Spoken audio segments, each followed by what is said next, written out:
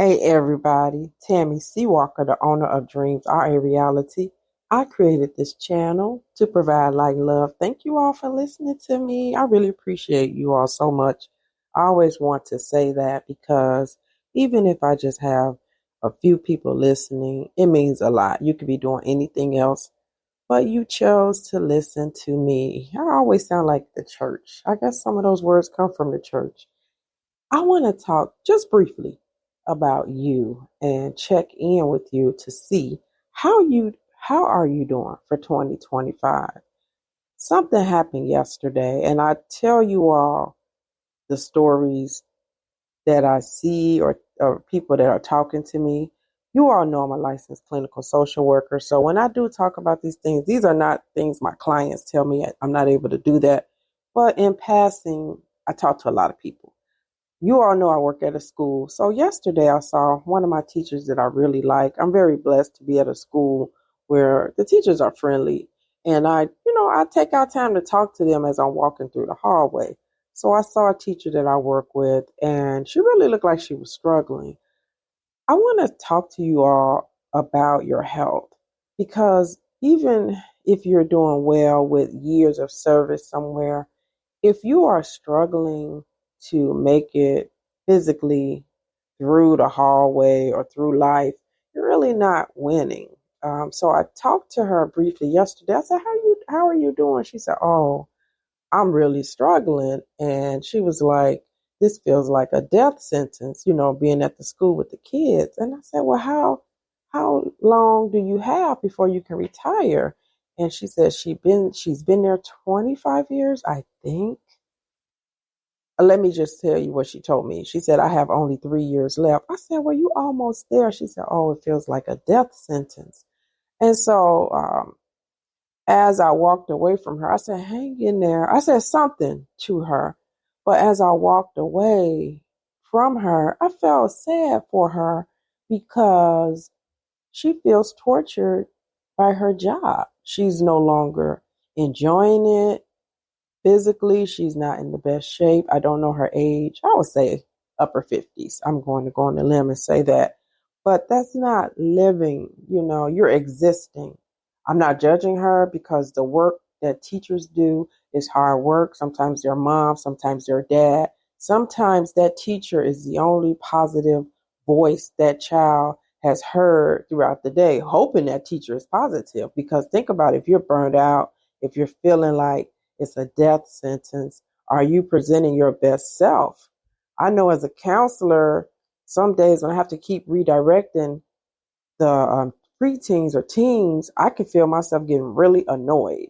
So imagine how a teacher feels when they have to do it for hours and hours. I have my girls 1 hour a day. So imagine how they feel. It's a lot of work. It's a tough profession. It really is.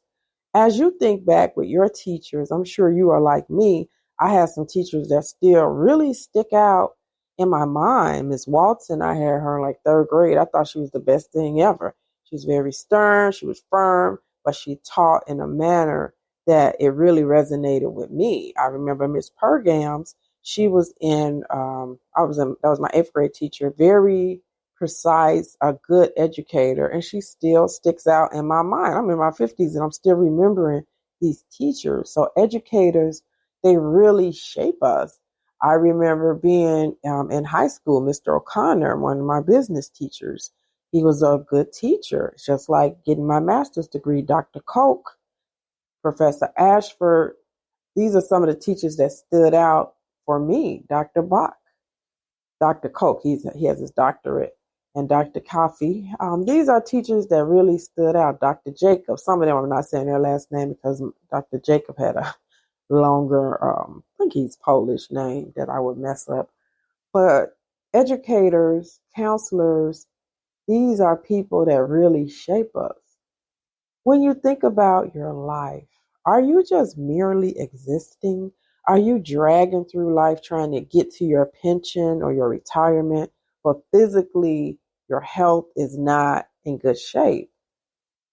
I try to brag on my health because I feel like that's my wealth. I know some people hang their hat on their money, But if physically you're not able to enjoy life, are you really winning?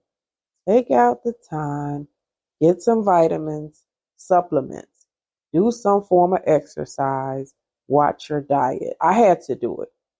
I was having stomach ailments in the morning. It was delaying me.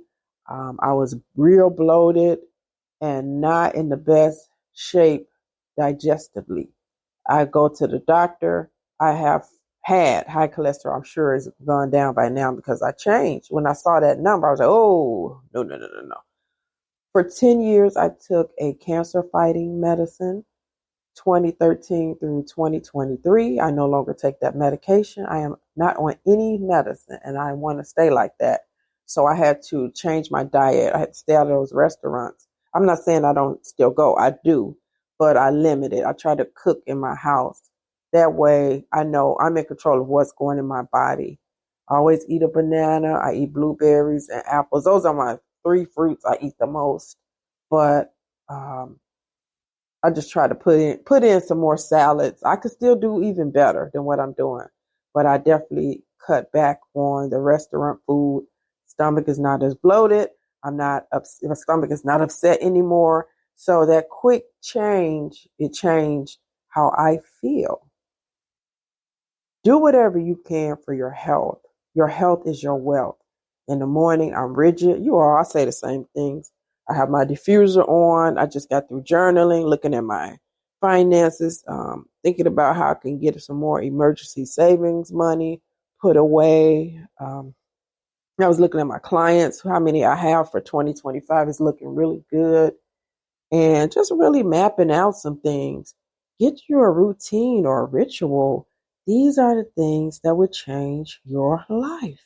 You need that quiet time for yourself. I know I'm blessed. I don't have kids or a partner right now. So a lot of time is my own time. And maybe you're married. Maybe you have small children or grandchildren with you. You don't have the time I have.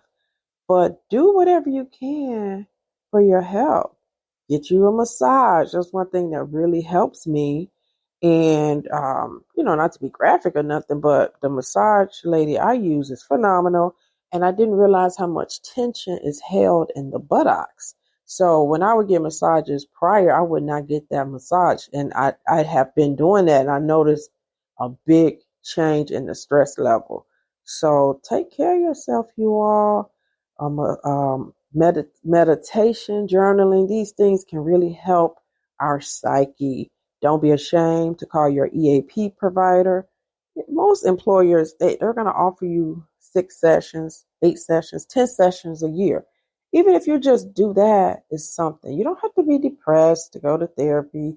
You may be stressed. You may want to get out and date or change your life. Just talking to a professional, it can help you.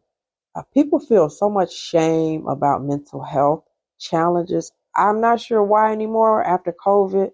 I think you could have been the strongest person. You were affected by COVID. All of us was. All of us in some shape, form, or fashion, and some of us still are. So take care of your health. Again, your health is your wealth. If you want to have a successful 2025, it starts with your routines and how you treat yourself. Okay, you can buy these clothes, you can get your fancy purse, but if your health is not good, what are we even doing? Tammy C. Walker signing off. Have a great day. I just want to drop that info. Take care, you all. Drop me some likes and comments. Bye. Have a great day. I just said that. Okay, bye.